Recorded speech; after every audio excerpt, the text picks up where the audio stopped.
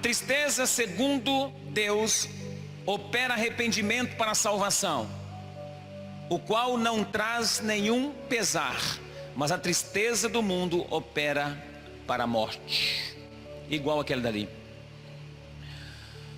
Amém. Irmãos, o texto está dizendo, Paulo está enfatizando a respeito do arrependimento, e ele está dizendo que o arrependimento é provocado por Deus. As pessoas, elas são tocadas por Deus, e Deus produz até uma tristeza. Deus envia uma tristeza para que essa tristeza constranja o coração das pessoas, e isso se torne em arrependimento, frutos de arrependimento. E é importante eu dizer para você que entrou essa noite aqui: ninguém se arrepende sozinho. Esse texto é categórico. A tristeza que Deus envia produz arrependimento para a salvação. Não há em nós predisposição a se arrepender. É necessário que Deus envie uma emoção, uma comoção, uma tristeza da parte de Deus. É até interessante falar isso. Deus provoca um entristecimento em nós, conosco mesmo, para que seja gerado em nós um arrependimento genuíno. Quem está me entendendo aí?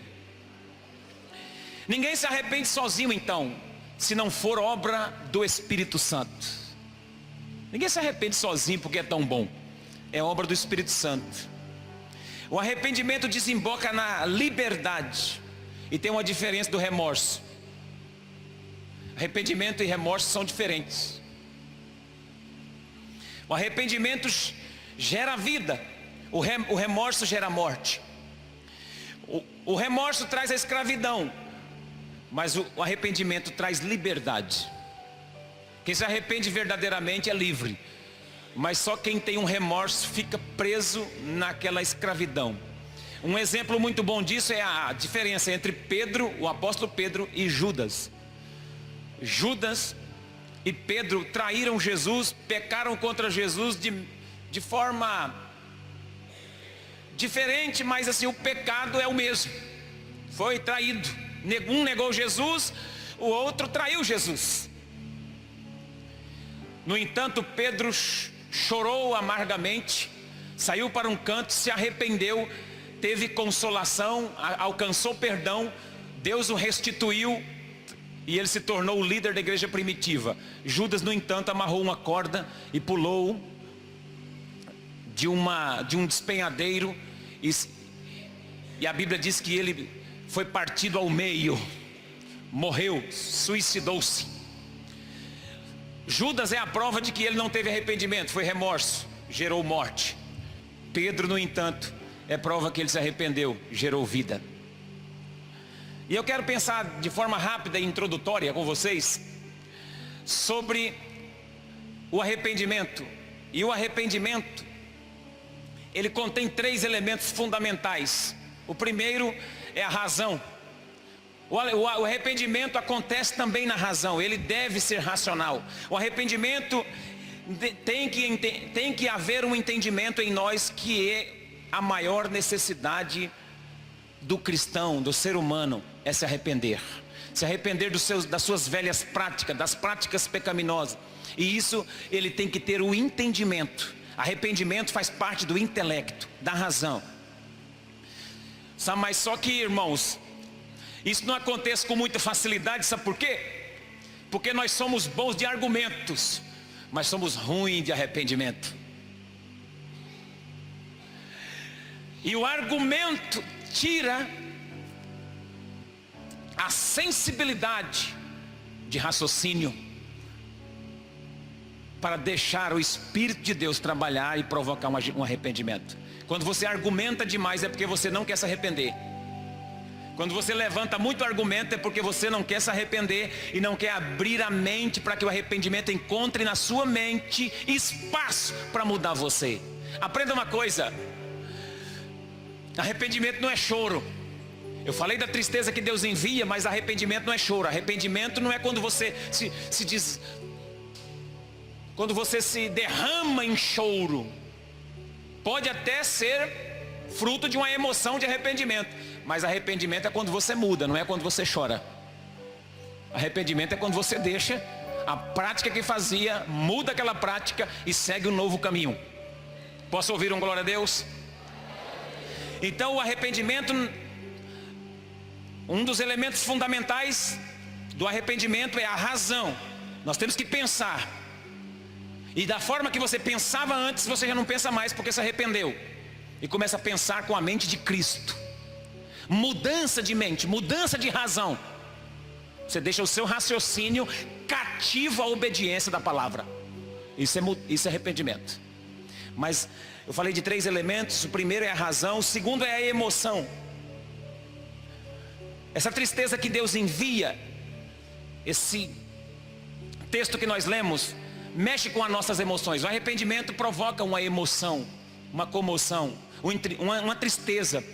Mas é uma tristeza que não desemboca para a morte, mas gera vida no seu coração. Não te deixa deprimido, não te deixa opresso. É a tristeza que o Espírito traz para nos encaminhar para um novo caminho, uma nova vida em Deus, entendendo que aquilo que eu estava vivendo era errado. Essa tristeza me faz enxergar, me faz ver que eu estou andando errado e preciso de mudança. Portanto, começo a ativar esse novo modelo de vida, esse novo estilo de vida, debaixo dessa emoção provocada por Deus. Quem me entende, diga glória a Deus. E há um terceiro elemento fundamental do arrependimento, que eu anotei aqui, que é a vontade. Não adianta você se emocionar, entender que precisa mudar, com a razão, entendeu, compreendi essa palavra, até me emocionei, fui no culto, até chorei, Deus enviou a tristeza, mas aí não muda. Por quê? Porque não tem vontade de mudar. Vontade fala de volição, de atitude. Quem me entende? Não adianta ficar só no âmbito, no terreno da razão, do entendimento, no terreno da emoção. Aí fui no culto até sair mais aliviado, glória a Deus. É até bom sair assim, mas Deus não quer que você seja somente aliviado. Arrependimento não é um remédio, não é um dipirona, um analgésico comum. Arrependimento não faz parte de um remédio do céu que te alivia por um momento e você vai embora e não muda. Não, é algo que trata a fonte, trata a origem, trabalha o ser, para que haja uma mudança completa. E aquele que aquela forma que ele andava ou ela andava já não anda mais, porque ela foi provocada por Deus, entristeceu com aquela velha vida, teve razão, entendeu a palavra para mudar e teve vontade de mudar. Vontade de mudar, atitude tomada. E é aqui que o arrependimento ganha do remorso. O remorso tem os 2 primeiros elementos, só não tem o terceiro, viu? O remorso tem a razão, a pessoa sabe que pecou. Eu me lembro quando eu bebia, faz bastante tempo já. Eu enchia um pouco a cara, tomava só um pouco. Não adianta risar de mim não, que tem uns aqui também que eu bebia até o fôlego.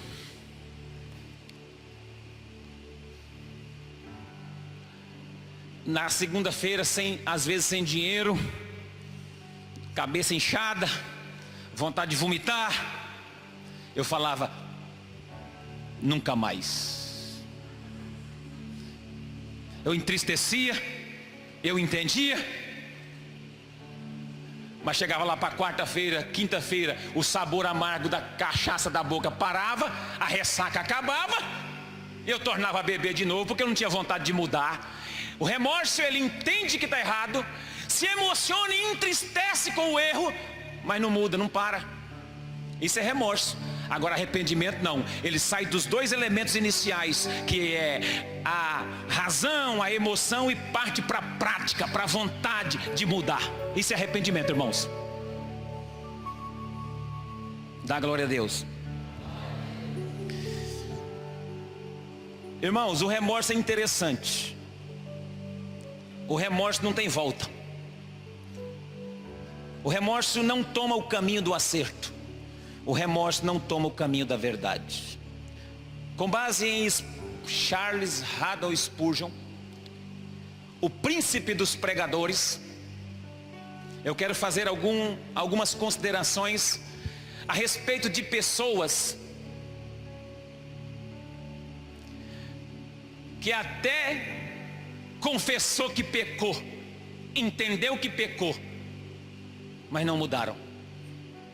E Spurgeon dá nome a esse tipo de pecador. Foram perdoadas, aceitas, até reconhecer o seu pecado, mas não tiveram atitude e nem vontade de deixar esse pecado. Quem quer ir comigo nessa palavra, diga glória a Deus.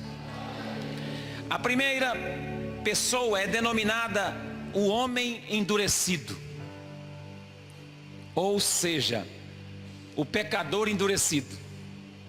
Êxodo capítulo 9, 27. Se o irmão for bom no gatilho, você não precisa nem abrir aí para eu remir o tempo com a palavra. Êxodo 9, 27.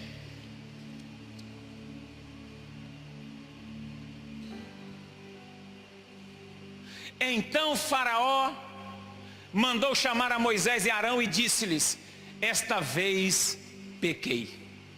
Reconheceu que pecou. O Senhor é justo, mas eu e o meu povo ímpios. Reconheceu que eles eram ímpios, que eles eram pecadores, e reconheceu que eles tinham pecado. Sabe quando Faraó falou isso para Moisés? Quando Deus estava mandando as pragas, e sobre cada praga que Moisés mandava, ele abaixava a guarda e falava: pequei. Mas quando Moisés saía com Arão da presença dele, ele endurecia o coração e não deixava o povo sair. É o pecador endurecido. Só se arrepende debaixo de ameaça. Esse perfil de pecador endurecido só se arrepende quando alguém está ameaçando. Olha, as pragas lá no Egito estavam pegando, a água se tornando sangue, a praga das rãs, a praga das moscas. O país estava um caos, uma ameaça de morte tremenda. Aí ele falava: não, eu pequei, pede ao teu Deus para me perdoar. Sabia que tem gente que só reconhece debaixo de ameaça, só quando o negócio está feio? Diante de doenças, de crises conjugais, de apuros. Hoje eu comentava um pouquinho com o Souza, foi me visitar, comentava um pouquinho sobre isso. Existem pessoas que só reconhecem na hora da morte. São pecadores endurecidos, homens e mulheres endurecidas. Reconhecem na hora das ameaças, mas depois não muda. Faraó não mudou. Não mudou. Escute. Existe, irmãos, pesquisa feita de que esse tipo de arrependimento não funciona. Arrependimento debaixo de ameaça. Porque a pessoa só busca Deus quando o casamento está acabando, só busca Deus quando está sendo perseguido, só quer arrependimento. Ainda bem que Deus perdoa, mas não funciona sempre isso. É bom para que as pessoas cheguem para Deus, mas essa não é a forma, não é a melhor forma de saber se a pessoa se arrependeu, porque ela demonstrou uma tristeza, ela demonstrou um arrependimento debaixo de uma ameaça, e depois que essa ameaça passa, ela pode não praticar as obras e nem cumprir o voto que ela fez.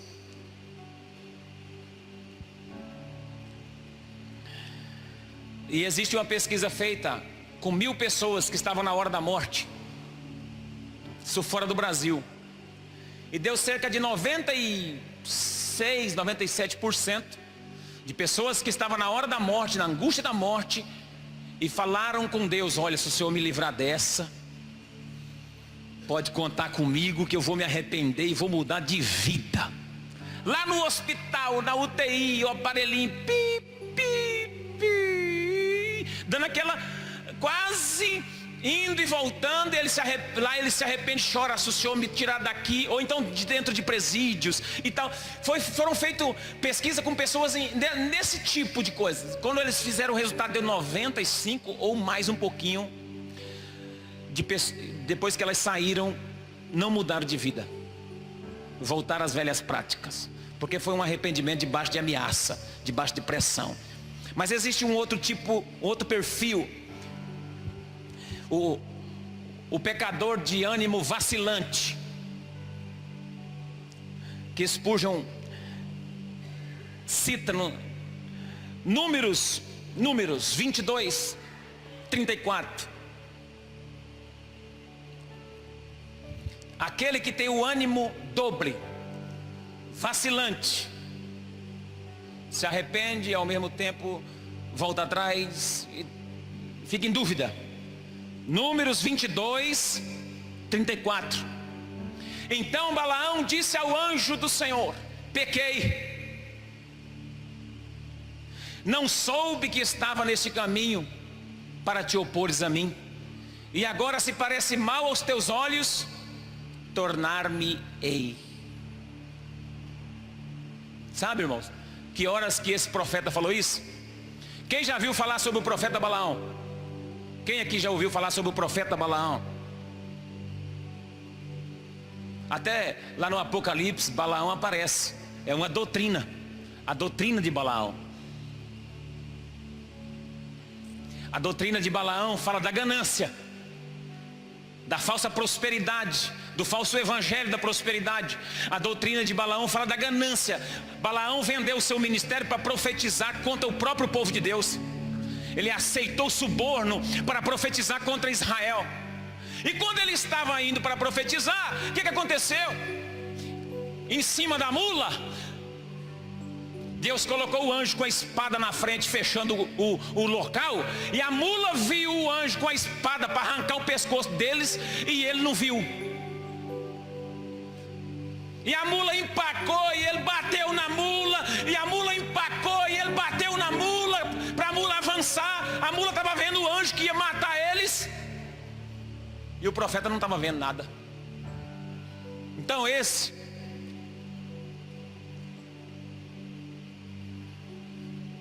é o profeta burro, que falou com o burro profeta.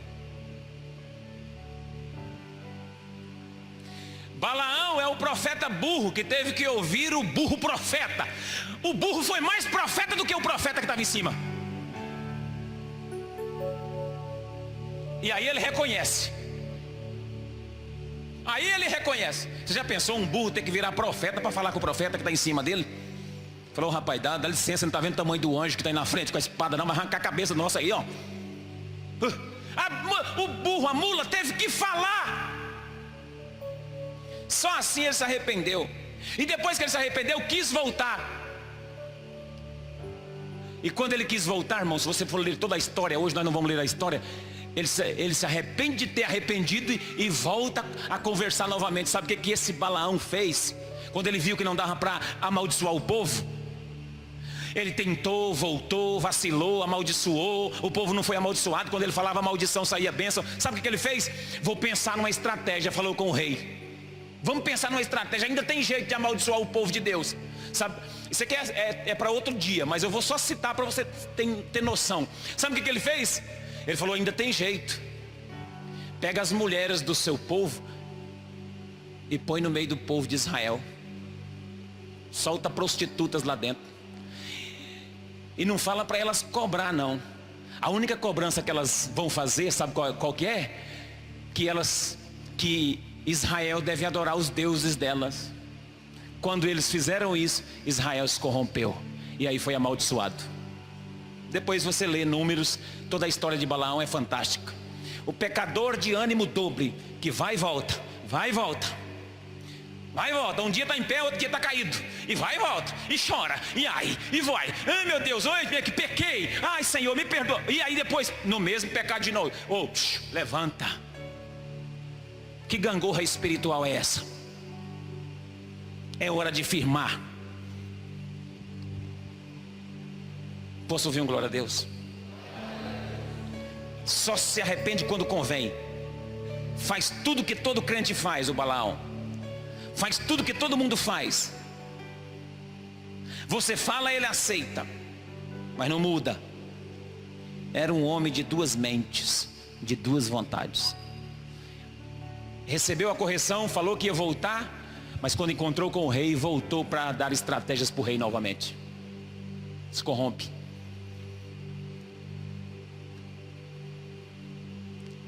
Está no meio de tudo. Está no meio do crente, adora. Está no meio da igreja, adora. Eita Jesus, lindo, lindo, lindo és.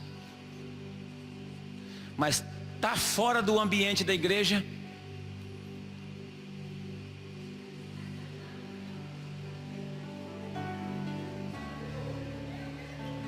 Vai para a rocha fácil.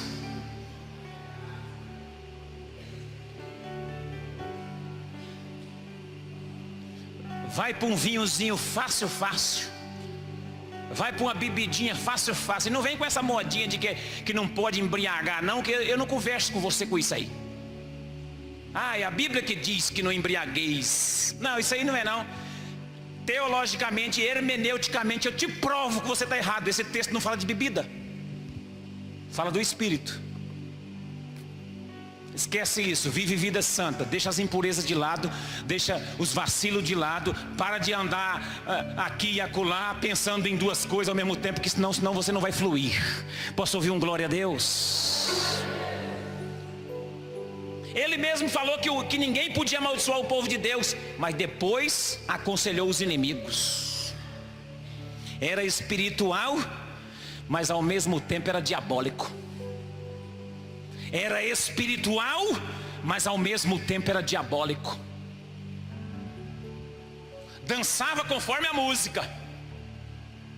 Ei, você não é crente camaleão não. Você já viu crente camaleão? Ele fica da cor do ambiente. Se o ambiente é marrom, ele fica marrom. Se o ambiente está mais escuro, pretinho assim, fica pretinho. Se vermelhinho, ele fica vermelho. Ele muda de acordo com o ambiente. Isso é espírito de Balaão. Ora bem, ora mal. Ora profetiza, ora amaldiçoa. Uai. Glória a Deus. Mas existe ainda um outro que eu quero citar. O pecador falso. 1 Samuel 15, 24. 1 Samuel 15, 24. É sincero até certo ponto. Diz que pecou, mas não queria.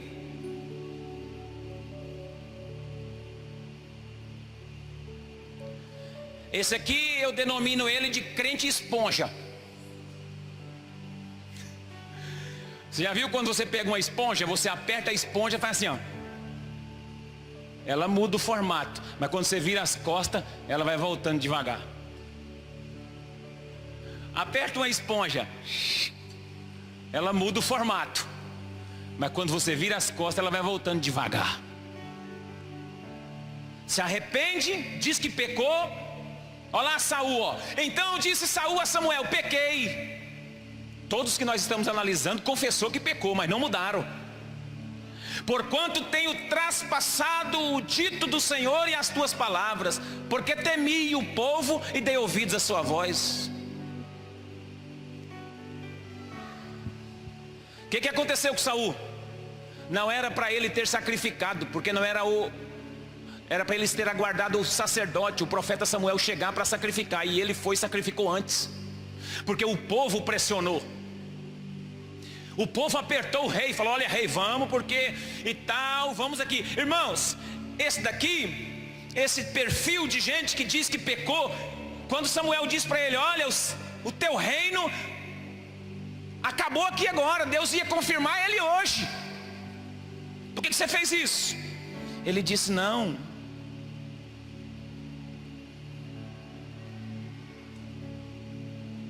O povo, esse aqui, ele se justifica muito. Se justifica, confessa se justificando. Você já viu pessoas que confessam o pecado se justificando? E aí, irmão? Então, eu tive que fazer isso porque se eu não fizesse isso, esse dá um problema aqui nisso aqui, ó. Rapaz, você vai confessar ou você vai ficar dando volta? Você vai entregar o coração para Deus ou vai ficar dando volta? Irmão, o caldo dessa palavra aqui é bem grosso, tá? Você prepara para receber. É palavra de mudança mesmo. Você recebe, diga glória a Deus. Se arrepende, mas quando você vira as costas, ele muda de ideia. É um arrependimento falso, não é genuíno. Por exemplo, esse Saul aqui, ele buscou o conselho de Samuel. Quando ele viu que Samuel falou aquilo com ele, sabe que ele viu que não tinha mais jeito? Ele consultou a bruxaria. Ele foi lá para uma feiticeira de Endor fazer uma pesquisa, para ver se tinha jeito para a vida dele ainda. Então não tinha arrependido coisa nenhuma. Até confessou que pecou, mas não arrependeu. Esse negócio de confessar que pecou não significa que a pessoa arrependeu. Arrependimento tem que ser na prática, tem que ser comprovado com a vontade, não somente com a razão e com a emoção. Mais um, o duvidoso. Josué 7:20. Abre para mim Josué 7:20.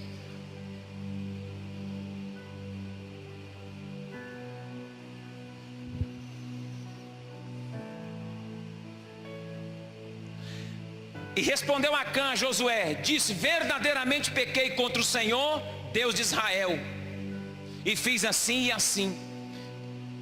Sabe esse Acã aqui, quando ele reconheceu isso? Israel foi para uma guerra contra um povoado chamado Ai, e perdeu a guerra. Josué, o líder, foi orar, e Deus falou assim: por que você está orando? Tem pecado no arraial, tem pecado no meio do povo. Josué foi fazer uma varredura no arraial, achou na tenda desse Acã aqui um monte de coisas, de despojos da guerra que Deus falou que não era para trazer. Tinha capa babilônica, tinha ouro, prata escondido dentro da tenda, tinha pecado escondido, e por causa de a nação toda sofreu a derrota. Um paísinho, uma terrinha minúscula, um povoado, matou um monte de soldados de Israel por causa do pecado. E aqui agora ele foi arrastado para fora do arraial. Eles iam apedrejar e queimar e matar o Acã com toda a sua casa. Aí nessa hora ele reconheceu que pecou. Só reconhece nas últimas. E eu já falei da pesquisa. As pessoas não mudaram e ficaram pior. Não espere a tragédia, irmão, para fazer promessa para Deus. Fazer promessa no leito é duvidoso. É duvidoso. Ainda tem mais um, o pecador em desespero. Mateus 27:4. O desesperado. Já estou encerrando. Mateus 27, verso 4. O desesperado. Você sabe quem é o desesperado, né? Dizendo: pequei, traindo sangue inocente. Eles, porém, disseram: que nos importa? Isso é contigo. Quem falou isso aqui?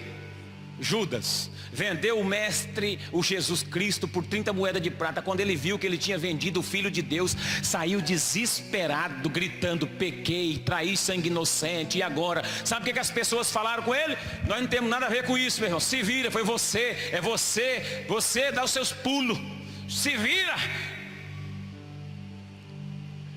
Devolveu as moedas, jogou as moedas lá junto a eles as autoridades e saiu para se enforcar.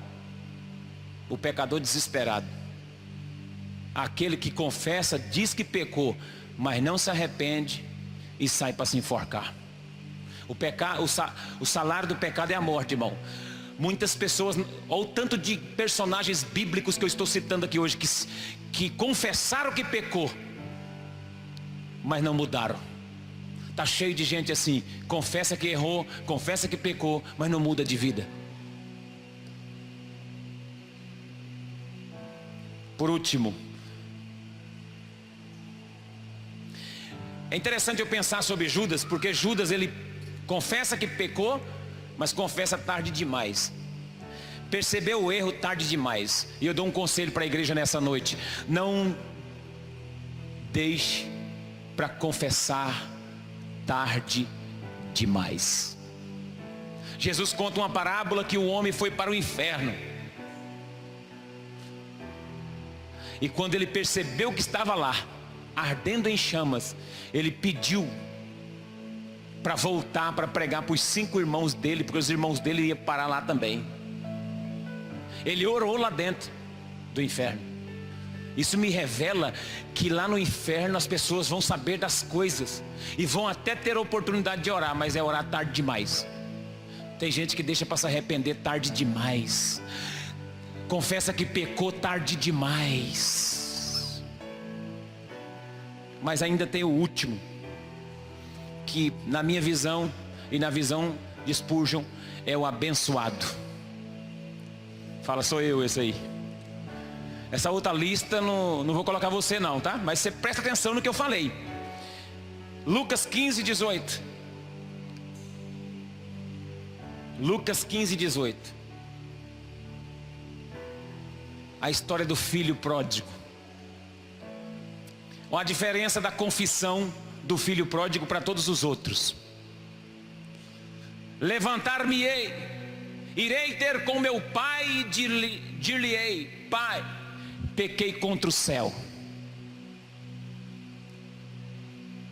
e perante ti, não sou digno de ser chamado seu filho. Olha a diferença. A Bíblia diz que o filho pródigo começa a confessar que pecou contra o céu, pecou contra Deus, não usou de justificativas, não usou de meios, caiu em si, a Bíblia diz, entrando ele em si, teve a razão, se emocionou, viu que lá no chiqueiro não dava para ele, o pai dele tinha coisas melhores, até os funcionários do pai dele viviam melhor do que ele se emocionou, entristeceu com aquela situação.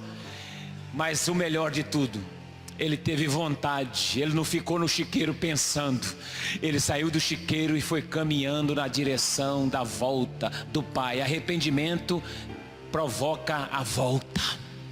Arrependimento nos leva de volta para os braços dele. Arrependimento nos leva de volta. Remorso nos leva para a morte.